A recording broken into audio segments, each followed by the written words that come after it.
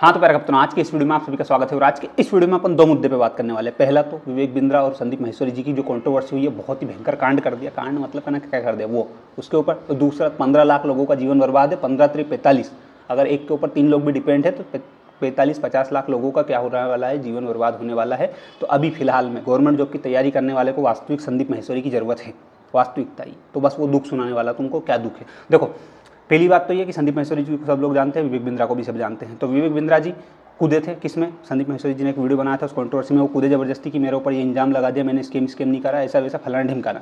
तो संदीप माहेश्वरी जी को आया गुस्सा, उनने बनाया वापस एक वीडियो और वापस व्यवस्थित तरीके से ढंग से उनने रोस्ट और जो भी लीगल तरीके से एक्सपोज करना था वो कर दिया उन्होंने, ठीक है। और क्या किया, कुल मिलाकर बात यह है कि विवेक बिंद्रा जी के ऊपर दो सिस्टम उठाया उन्होंने। पहला तो बोला कि तुम्हारा बिजनेस जो है वो बिल्कुल स्केम है, और कनक आंखा के सेबी के ने, आरबीआई के ने कनक आंखा के डॉक्यूमेंट दिखा के और वो बिल्कुल लीगली प्रूफ कर दिया उन्होंने कि हाँ ये स्केम।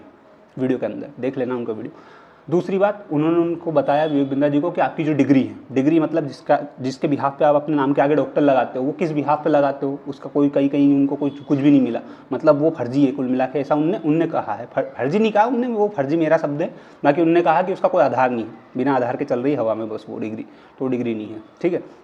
और इस तरीके से बहुत खिल्ली उड़ाई उन्होंने उनके वीडियो में, और ये सारा सिस्टम हुआ, तो ये कंट्रोवर्सी हुई। लेकिन संदीप माहेश्वरी जी के बारे में मैं बहुत पहले एक बात सोचा करता था कि यार ये व्यक्ति गजब का पागल व्यक्ति, यार मोनेटाइजेशन ऑन क्यों नहीं करता, मतलब समस्या क्या मोनेटाइजेशन मान लो उनने ऑन कर लिया, ठीक है, उनके वीडियो पे एक एड आ गया, वो एड तुमने देख लिया तो तुमको कोई पैसा देने पड़ेगा, नहीं देने पड़े ना, तो दिक्कत क्या है। तो भी तो वो तुमसे तो कोई पैसा नहीं ले रहे ना, वो तो गूगल उनको दे रहा, वो यूट्यूब उनको दे रहा है, तो उससे दिक्कत क्या, मोनेटाइजेशन ऑन करना चाहिए। और पैसा तुम्हारे पास ज़्यादा है तो मत रखो ना, मोनेटाइजेशन ऑन करो, उससे 10 20 30 40 लाख जो भी पैसा आ रहा है डोनेट करो, शिक्षा में लगा दो, कुछ भी कर दो, कुछ घंटों काम है यार दुनिया में करने के लिए, हमारे जैसे गरीब लोगों की कमी है क्या। लेकिन नहीं, मोनेटाइजेशन ऑन नहीं किया तो मतलब वो पैसा ना उनके पास आया ना किसी के पास गया, वो देखा जाए तो जीरो हो गया, मतलब वो पैसे को बनने ही नहीं दिया, क्रिएट ही नहीं होने दिया, जीरो कर दिया। तो ये मेरे को एक शिकायत थी, बहुत पहले मैं सोचता था कि यार ऐसा करना चाहिए इनको, पर ठीक है सर, अब उनने हाल ही में उसका एक सोल्यूशन निकाला कि विवेक बिंद्रा जी के स्केम में जितने भी गरीब गुरबे लोग फंसे, जिनका शोषण हुआ है, शोषण मतलब हाँ वो शोषण ही हुआ, एक तरीके से मर जा कई दिन आत्महत्या कर लेगा, पैसे डूब गए बेचारे उनके,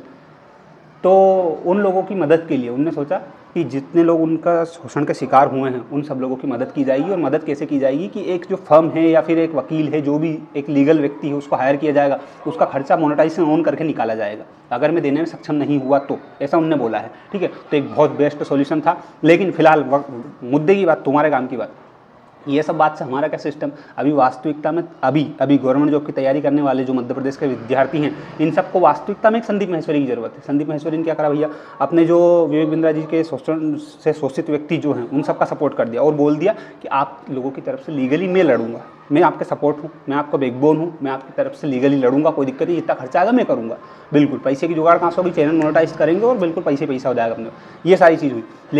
लेकिन और वो कितने लाख 2 लाख जो भी लोग हैं उनके लिए करा। लेकिन वास्तविकता में बताऊँ ना, मध्य प्रदेश के 15 लाख छात्र हैं, ठीक है। अब सुनना, 4-5 एग्जाम है, वर्ग 1 2 3 मिला लो, आप कांस्टेबल मिला लो, पटवारी स्पेशली, तो आप पटवारी से समझना, ठीक है। पटवारी की एग्जाम कब हुई थी, मार्च अप्रैल, तो अप्रैल मई जून जुलाई अगस्त सितंबर अक्टूबर नवंबर दिसंबर को अभी दारू पे भाग जाएगी, इधर उधर उंदा हो जाएंगे, छोरियों सूझ नहीं पड़ेगी, कब निकल गया पूरा साल, 2023 पूरा निकल गया सिर्फ एक पटवारी की एग्ज़ाम के चक्कर में। और उसका भी कोई सुदावा नहीं पड़ा है। नियुक्ति तो बहुत बड़ी बात हो जाएगी, नियुक्ति तो करना क्या हो जाए भैया, नियुक्ति छोड़ो तुम, उसका भी कोई सुदावा नहीं पड़ा कि रिजल्ट आए कि क्या हो, कि गपला हुआ कि नहीं हुआ, वास्तविक तो किया किसने, ये सारी चीज़ें नहीं समझ में आई है अभी, ठीक है। इस तरीके से 4-5 एग्जाम मिला के 15 लाख लोग ऐसे हैं जो उलझे हुए हैं। एक व्यक्ति है मान लो, ऐसे कर करके 15 लाख हुए। अब एक व्यक्ति के ऊपर अगर 3 लोग भी डिपेंड है, परिवार में 3 लोग भी उससे प्रभावित हो रहे हैं, तो कितना होगा, 15 3 45 मतलब 50 लाख लोग लगभग प्रभावित हो चुके हैं, ठीक है। तो वास्तविकता में संदीप माहेश्वरी जैसे व्यक्ति की ज़रूरत विवेक बिंद्रा से शोषित व्यक्तियों को नहीं है। वास्तविकता में हमारी जो गवर्नमेंट है उसके खिलाफ लड़ने वाला एक व्यक्ति होना चाहिए संदीप माहेश्वरी जैसा। वास्तविकता है ये।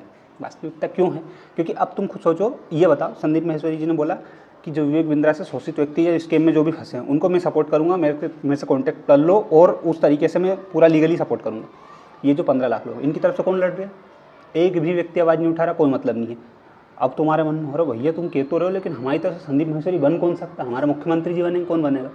चलो मामा के कार्यकाल में जो भी कर्मकांड हो गए, कोई मिला नहीं मिला, जो भी हुआ ठीक है, लेकिन अब तो उनको सही किया जा सकता ना, अब तो भर्ती लाई जा सकती है ना, ठीक है ना। और ये बात है कि मध्य प्रदेश कर्जे में कब नहीं था, मैं पैदा हुआ उसके बाद से आज तक कर्जे में ही चल रहा है मध्य प्रदेश, मध्य प्रदेश के सारे राज्य जब देखा जब तो कर्जे में चले यार, तो उससे क्या मतलब, उसका मतलब ये कि सरकारी भर्ती वगैरह सब रोक दो बस, और कुछ मत करो। ये कौन सी बात है? तो वास्तविकता में कोई संदीप माहेश्वरी बन सकता है तो हमारे मुख्यमंत्री जी बन सकते हैं। उनसे बस एक निवेदन है कि भैया ये जो चीज़ें हैं इनको अगर सही कर सकते हो तो बहुत अच्छी बात है, नहीं कर सकते हो तो कोई नहीं, मामा जी को भी झेला है, झेल ही रहे हैं बच्चे, झेल लेंगे, कोई दिक्कत नहीं है। बस ये है कि मरने का उनको ख्याल आते हैं, मरते नहीं हुए एक अलग बात है, हिम्मत चाहिए मरने के लिए, लेकिन इतनी हिम्मत का करोगे भी क्या, मर के क्या कर लोगे, कोई मतलब नहीं निकलेगा, तो मरने से कोई मतलब नहीं है, ठीक है। तो बस मैं यही कहना चाह रहा हूँ एक बात कि जितने भी, और मैं वास्तविकता में गवर्नमेंट जॉब के लिए बच्चों को मोटिवेट नहीं करता, डिमोटिवेट करता हूँ, वास्तविकता ही कभी कभी करता हूँ, रोज़ नहीं करता हूँ।